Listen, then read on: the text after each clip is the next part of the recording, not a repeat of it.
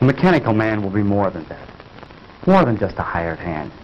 Can't you see what this will mean to the world? He'll relieve men from dangerous jobs in all lines of hazardous work.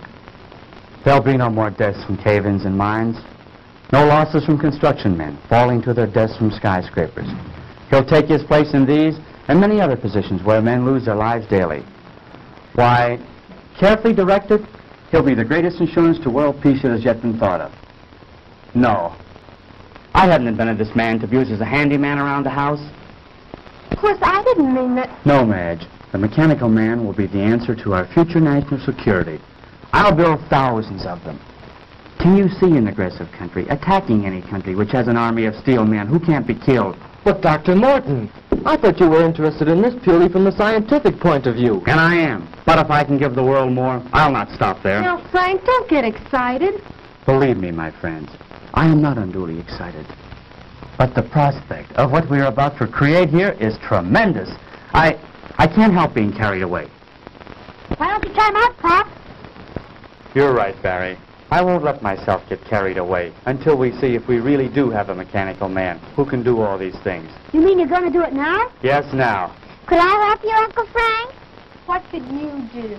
Well, Uncle Frank said we were all going to help him. Didn't you, Uncle Frank? Well, yes, I did, Janet. But I'm afraid there's nothing you girls could do right now except give us your moral support. Is there anything I can do, sir? Yes, James. Would you connect that line for me? The one over there on the other side of the bench. Right. And, John, if you hold this left arm in place, we'll make that final adjustment we were about to make before Mrs. Morton come in. Higher. Certainly, sir. Can I help too, Pop? No, I'm afraid not, son. You stand over there with Mary and Janet. There'll be plenty you can all do later on. Oh, gee, I don't ever get to do nothing. You come over here by me, dear, and stay out of your father's way. Oh, gee. I think we've got it. That should do it, Dr. Morton. Well, I guess that just about gets it, sir. Good, good. Now we'll see if all our work has been in vain. Here, give me a hand. Oh, Betty, we didn't see you come in, my dear. Darling, you look so pale. I'm all right, Jim. I've been worried about you, but Mrs. Morton said to leave you alone for a few minutes. Yes, I'm afraid I've been behaving rather badly. Everything seems to be getting on my nerves now.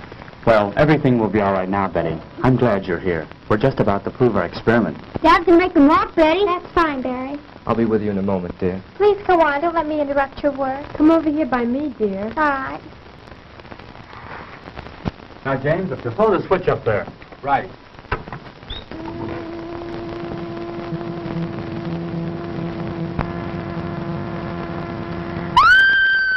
Quick, James, the switch.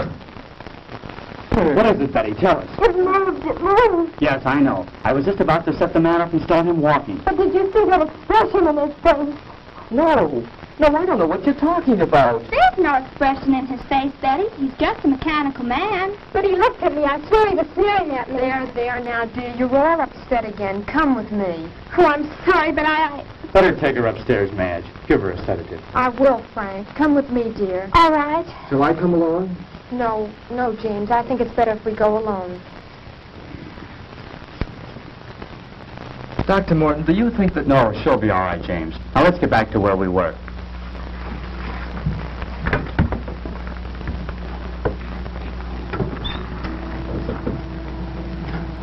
Hey, Pop, he moved. I believe it's working, Dr. Morton. Oh, Frank, he does move. He does. Mary, let go of my arm. You're pinching me. Isn't it wonderful? He moved. He really moved. Now we'll see how he reacts to my directions. Oh, Frank, he almost seems human. Yes, this exceeds my wildest hopes. He's strong, too. Just feel the resistance in his arm. I can see what Betty meant now. I could swear I saw him sneer just then. That's nonsense. This is a man of steel, John. He has no mind, no willpower of his own. You're all overwrought. As you know, he's controlled by voice impulse. Take one step forward. Wonderful. Wonderful. Now walk forward. Return to the bench. I said return to the bench. Stop him, James. Back. Back to the bench. Oh, so that's the way you want it.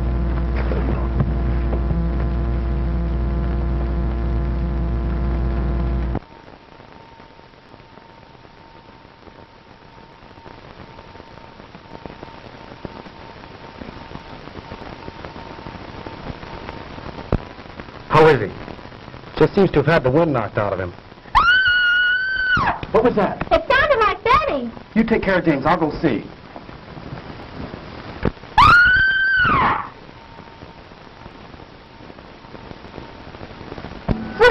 Frank! Madge, what is it? Oh, it was terrible, terrible. The mechanical man. What about him, Mrs. Morton? He came into the room where Betty was resting. Go on. And he scooped her up in his arms and he carried her off. I came running down here as fast as I could. Come on, John. We've got to stop that thing. Yes, sir. Oh.